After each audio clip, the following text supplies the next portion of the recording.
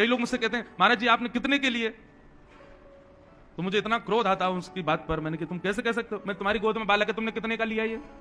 बोले हमने लिया थोड़ी, हमारे हमारे यहाँ जन्म हुआ है इस बालक का। मैंने कहा आप बालक को मान सकते हो कि आपने उसको जन्म, ठाकुर जी खरीदे जाते हैं कोई?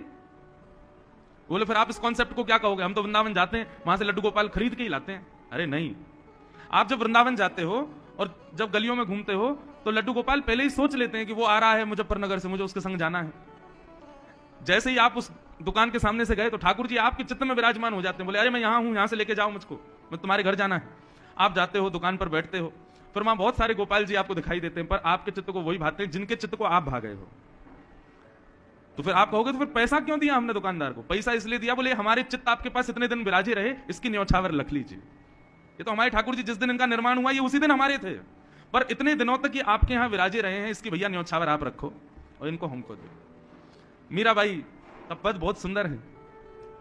कोई कहे महंगो, कोई कहे सस्तो, कोई कहे महंगो, कोई कहे सस्तो, मायरी ये तो आवत प्रेम के मोल रे।